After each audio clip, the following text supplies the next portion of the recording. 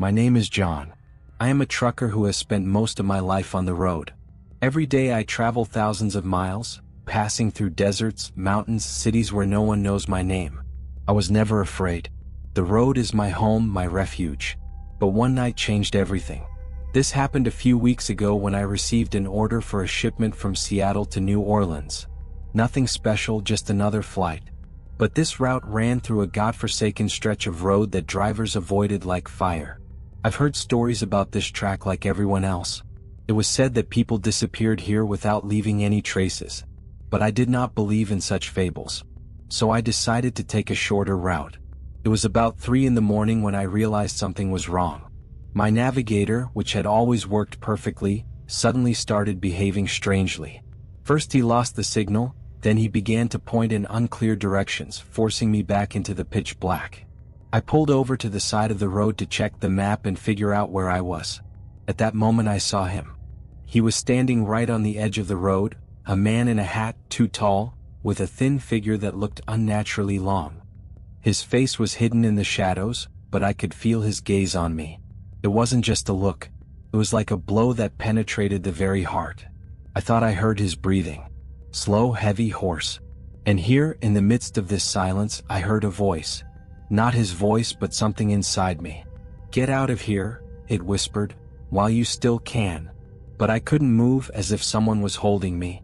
My engine stalled and I couldn't start it, like the truck was dead. And that man stood and did not move. And then I realized that I had made a huge mistake.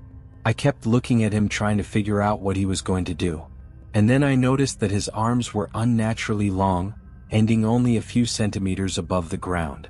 I felt a cold sweat on my back as he began to slowly walk towards me. Each of his steps echoed loudly in my head, like the blows of a hammer. I grabbed the walkie-talkie, trying to call for help, only to hear a static spike. The feeling of desperation grew with each passing second. I could see him approaching, his face still hidden by his hat. I wanted to scream, but my voice wouldn't come out, as if some invisible fear was tightening his throat. Finally, the engine fired up and I hit the gas without looking back. I moved as fast as I could and still heard his footsteps behind me. I saw him standing in the middle of the road in the rearview mirror, and then he was gone. In one moment, as if he was not there. I tried to breathe evenly, gripping the steering wheel so hard that my fingers turned white.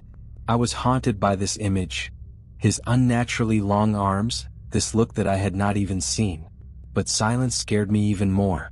Silence in my cab, silence on the road that grew in my head. It wasn't just the silence of the night, it was a silence that wanted to consume me. I drove a few more miles when I noticed a faint light in the distance. Motel. Finally, a place where you can catch your breath and stop at least for a minute. I pulled into park and shut off the engine. I got out of the cabin, feeling how I was shaking as if from the cold. The motel door was locked, but I knocked like crazy until I was finally let in. An old woman sat at the reception desk, her gaze was tired but attentive. I asked for a room, she nodded and handed over the key without saying a word. I could feel her eyes on me as I climbed the stairs. It was dark in the corridor, only one dim lantern flickered above the door of my room. I entered the room, closed the door and finally exhaled. I just wanted to fall on the bed and forget everything that happened. But when I looked in the mirror, I saw him again. I looked in the mirror, not believing my eyes. The man's face was there again. Now I could see him clearly. He was standing right behind me, his skin was pale, almost transparent, and his eyes, they were as black as a moonless night. Nuglari, nulaifi. I felt the air in the room grow heavy and the cold burn my skin. I don't remember how long I stood there, paralyzed by fear. Finally, my body broke out of this petrified state and I turned sharply. No one. An empty room. Only the sound of my own breathing, loud as the beating of drums in silence. I gripped the wall, trying to keep my balance. I was shaking, every nerve was tense like a string. I looked in the mirror again. The man was gone, but something had changed. The reflection looked dim, as if distorted. And then I saw the words that began to appear on the mirror surface. They were written as if by an invisible hand in long, bloody letters. "You will not escape." I jerked away from the mirror, feeling my heart pounding in my chest. What is it? Who is he? I have heard of mystical stories, but I never believed in such things. But here, in this dark room with the bloody words on the mirror, I was no longer sure that it was all just fiction. I hurriedly grabbed my truck keys and ran out of the room. The corridor was long and dark. The light above the door of my room continued to flicker. I heard footsteps behind me, quiet, barely noticeable, but they were there. Every step was difficult, as if the same man was chasing me. When I went down to the first floor, I saw that the old woman at the reception was no longer sitting there. Instead, there was a young man too serious for his age. I approached him and asked where the old woman was. He looked at me in surprise. "What old woman? I'm here alone all evening." Now my thoughts started to get confused. "How so?" "I just saw her." The feeling of unreality of everything that was happening was becoming unbearable. But there was no time to think. I hurried to my truck as soon as I left the motel. The parking lot was empty. Only my truck stood there, enveloped in the fog that was coming in from all sides. I ran to the door of the cabin, feeling the cold seeping into my bones. But when I opened the door, I realized that someone was sitting inside. A dark figure in the passenger seat. I stopped, not knowing what to do. My legs refused to move. The figure slowly turned its head. She was looking at me. No eyes, no face. Only an empty darkness that seemed to absorb the whole world around it. I took a few steps back, almost losing my balance. There was only one thought in my head: to run away. But run away to where? Staying on this forgotten road in the middle of the night without transport was not an option either. I gathered all my will into a fist and took a step forward. I don't know why, but I was sure I had to go back to the cockpit. Before I sat down, I pulled out my flashlight and shined it inside. No one. The seat is empty, my backpack is just as I left it. Maybe it's all just a game of my mind? I climbed in and locked the door, starting the engine. Although it could not calm me down, the sound of the motor seemed to bring me back to reality. I decided to move forward, leave the motel behind, and not stop until I reached some town. A few minutes later, my phone suddenly rang. The number was unfamiliar. I picked up the phone, hesitated a little, but still answered. "Hello?" There was silence on the other end of the line. Then I heard a whisper, almost imperceptible. "They will come for you?" I instantly dropped my phone on the passenger seat like it burned my hand. The sound disappeared and I was about to throw it out the window when it rang again. The same number. The same incomprehensible fear. I felt something press against my chest, forcing me to breathe more often. I decided not to answer, but the phone kept ringing. I could see the screen glowing in the dark like a dim beacon in the fog and felt it was more than just a call. There was something on this road. Something that wanted to find me. I kept driving, keeping my eyes on the road ahead, but the phone kept ringing. The call became louder, unbearable, filling the entire cabin. My pulse jumped, my palms sweated. I couldn't resist and grabbed the phone, ready to answer. But instead of clicking the green button, I saw something on the screen. My reflection was on the screen. My own tired, tense physiognomy. I was looking at myself from my phone and there was darkness in my eyes. My hand twitched involuntarily and the phone fell from it, falling to the floor. I started to look at the road, trying to concentrate, but the feeling that someone was watching me was too strong. It seemed that even the truck that had served me for so long was now becoming alien and hostile. Suddenly, the headlights illuminated a figure in the middle of the road. I hit the brakes hard, the wheels squealed, the truck skidded on the asphalt. The figure did not move. I've seen his face before. It was the same man. He was standing right in front of me, his arms hanging unnaturally long again. His face was even paler, and now I could see that his lips were sewn together with a thick black thread. I broke into a cold sweat as he raised one hand and slowly pointed his finger to the side of the road. I couldn't move, as if something was holding me in place. He raised his finger again, his movements slow, as if he was trying to say something without words. I felt all my fear gather into one huge lump. Not knowing what to do, I sharply pressed the gas. The truck growled and rushed forward, but the man didn't even move. My car drove through it as if through a fog. I felt a strong cold draft, which was not present even on a windy day. The engine roared and I heard a thump. I braked and looked in the rearview mirror, expecting to see him. But the road was empty. Only a thick fog covered everything around, hiding any traces of what had just happened. I tried to start the engine again, but it wouldn't even start. Just a short crack and then silence. I looked at the phone that was still lying on the floor. The screen went blank. I picked it up, feeling my hands shake.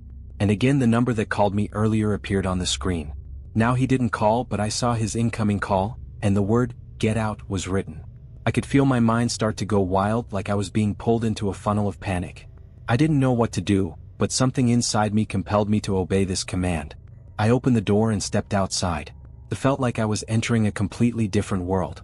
It was quiet in the fog, too quiet. I looked around trying to figure out where the man wanted me to go. And then I saw it, an old gas station that stood on the side of the road, hidden in the thick shade of trees. She looked neglected, half-broken. I approached her, although my every step was heavy as in a dream. There was a broken open sign on the door, and the windows were covered in dust and dirt. I opened the door, and it creaked so loudly that it seemed to me that the sound carried throughout the desert. It was dark and damp inside. Faint light filtered in through cracks in the walls, creating strange shadows that played on the floor. I walked further into the room until I heard a faint rustling. The heart beat faster. The sound came from behind the old counter. I quietly approached and looked behind her. There, in the corner, sat a man. His face was hidden under his hood, but I could feel his eyes following me. "You made a mistake," he said in a low, almost silent voice. "Now you're here and you can't go back." His words were like a blade piercing to the very heart. I took a step back, keeping my eyes on him. Who is he? Why is he here? And why did I end up in this cursed place? I felt everything in my chest tighten from unknown fear. "Who are you?" I asked, trying to keep my voice from shaking. He did not answer, but slowly raised his head. His face was similar to the face of the man I saw on the road, only this time his eyes were red as hot coals. He looked at me as if he knew everything about me, about my fears, my doubts. "You can't escape," he repeated. "They already know about you." The room became even darker, as if the shadow itself began to thicken around me. I felt the cold seeping into my bones. I realized that I had to get out of here somehow, but how? Something about this place held me. I turned to the exit, trying to find my way back, but the door I came through was gone, as if they never existed. Now I stood in total darkness. Only the man's red eyes shone in the distance like lights in a night forest. I could hear their voices, soft whispers that filled the room, becoming a chorus that grew louder and louder. They sang that I would never leave this place, that I belonged to them, that I had become a part of them. And then, when it seemed that I was about to go crazy, I heard a scream that broke the silence. It was my own cry, but I couldn't control myself anymore. Other figures appeared from the darkness. There were more of them. They were getting closer to me, and each of them had the same red eyes. The darkness that enveloped me seemed to become alive. I tried to step back, but it was difficult to walk. My feet felt like they were stuck in something sticky. Figures with red eyes were approaching. Their movements were smooth but completely silent. They stretched out their hands to me, and I saw how their fingers, like long, thin branches, began to stretch slowly in my direction. I felt my heart begin to beat faster, as if trying to escape from my chest. There was only one command in his head: to run away. But where? The room was locked and the exit was gone. I realized that I was faced with a choice: to stay and wait for the inevitable, or to try to find at least some way to escape. I looked at the walls for any opportunity. To my left I saw a small window through which the light barely filtered through. It looked big enough to crawl through. I rushed towards him with determination and almost touched the frame when I felt someone's hand grab my shoulder. Her touch was as cold as ice. I jerked away and almost lost my balance, but quickly recovered and broke the glass with my elbow. Pieces of glass flew in all directions, some of them cut my skin, but I didn't care. I grabbed onto the frame, trying to climb out as quickly as possible. I felt blood drain from my fingers, but the fear of what was left in the room made me move on. When I finally got out, I found myself in a dense forest. The fog that covered the road before was now even thicker, like milk. He passed between the trees, creating the illusion that I was not in the real world, but in some kind of nightmare. He started running. The steps became more and more difficult, but I did not stop. Behind me I heard a whisper, as if someone was softly calling my name, but I didn't look back. I knew that if I stopped or looked back, it would all be over. The feeling was as if the forest stretched without end. There was no landmark around, only trees that looked the same, like an endless maze. I didn't know how long I ran until I finally saw something strange in front of me, an old wooden hut. She was standing among the trees, half immersed in the fog, but the light was coming from her. I hesitated for a moment, and then decided that it was better to take a risk and find shelter than to remain in the open forest. I went to the door, which was half open, and pushed it inside. The hut was old, neglected, but there was a candle burning inside. There were papers on the table, scattered around as if someone had left the place in a hurry. I closed the door inside. For a moment it seemed that I had found at least some safety. Approaching the table, I took one of the sheets of paper. Some strange symbols were written on it, like some signs or drawings made with black paint. But then there was something else. I saw my name. No, it couldn't be. My name was written over and over on each sheet. My head was spinning. Who did it? How did they know I would be here? And then I heard a voice, calm and quiet. I told you you won't be able to escape. I turned sharply and saw a man standing in the corner of the room. The same man from the road. His eyes were no longer red, they were now just pitch black. He slowly raised his hand and pointed to something behind me. I turned my head and saw a window behind which there was only darkness. But shadows appeared in this darkness. They were getting closer and closer, and I realized that they were the same figures with red eyes. They approached the hut, surrounding it from all sides. I looked at the man again and he smiled. It was a terrifying smile that made my blood run cold. I didn't know what to do. Then he said quietly, "This is just the beginning. They are already here and they don't need a door to enter." The walls of the hut began to shake as if an earthquake had hit them. The candlelight flickered on and off, plunging the room into almost complete darkness. I rushed to the window, hoping to find another escape route, but the shadows were already very close, as if hanging over the glass, their red eyes shining in the darkness. A man from the corner of the room came closer, his face ominously calm. "You can't run forever," he said. "They already know about you. They always knew." I felt the ground begin to sink under my feet, as if I was standing on thin ice. The floor shook beneath my feet and I fell, losing my balance. He hit his head on the edge of the table, the world before his eyes became blurred. All I heard was a muffled laugh. My world was spinning in the dark, and the muffled laughter was getting closer. My head was foggy, the pain spread through my skull, but I knew I couldn't just give up. I have to pull myself together and find a way out. All instincts screamed that to stop is death. I grabbed the edge of the table with my hands, trying to get up. My legs were shaking, but I gathered all my strength to stand on the level. My consciousness was still half conscious, but I could see that the shadows had approached the hut almost at close quarters. Their red eyes glowed in the darkness, and I heard their whispers change to something more ominous, like they were chanting a spell. The man with the black eyes was still standing in the corner of the room. He watched me with a faint smile. I could see his fingers drumming slowly on his thigh as if he was expecting something. I realized that he was enjoying my fear, that he was somehow controlling these shadows, summoning them behind my back. I took a step towards him. "What do you need from me?" I said, trying to keep my voice from shaking. "It's not me who needs anything," he replied calmly, his voice sounding like a cold wind in a snowy forest. "It's them. And they already found you." "Who are they?" I shouted, feeling the desperation rise inside me. "They've always been here," he said. "This is their road, their forest, their places. They were here before us and they will be here after us. Sometimes they take people like you who shouldn't be here." I realized that it was useless to try to get answers from him. He was only a guide in this nightmare, not its creator. I turned away from him and started looking for any way to get out. Then I noticed that the floor where I was standing began to look like old rotten boards, and one of them was cracked. I instantly bent down and began to pull out the debris, raking it out with my hands. Below them I saw a narrow hatch. It was the only way out. I grabbed the handle and yanked hard. The hatch creaked and I was able to pick it up. Below him were stairs leading down into the darkness. I didn't know where they were leading, but the shadows from outside were already starting to seep through the walls of the hut, and I didn't have time to think. I went down the stairs, my heart pounding in my chest. The noise behind me died down, but I felt that those creatures had not left me. They were still here somewhere in the darkness, following my every move. When I reached the bottom of the stairs, a long, narrow tunnel opened up in front of me, completely shrouded in darkness. Only the faint echo of my breathing bounced off the walls. I took a lighter out of my pocket and lit it. A weak light illuminated the walls, covered with strange signs, the same as the papers in the hut. They stretched along the entire tunnel as if warning me about something. I moved forward, listening for every sound. Every step sounded too loudly in this sepulchral silence. The further I walked, the more I felt the air getting colder. It was as if with each meter I entered deeper and deeper into some unnatural bowels. Suddenly I heard heavy footsteps behind me. He turned around, no one. But I knew it wasn't my imagination. Someone or something was moving behind me. I quickened my steps, trying to hold the lighter so that it lit as much light as possible. The walls of the tunnel became narrower, dampness seeped through the stones. And then, when I had almost given up hope of finding a way out, I saw a faint flicker of light ahead. It was like a candle burning at the end of the tunnel. I rushed there, hoping to find at least some answer or get out of here alive. As I got closer, the light grew brighter.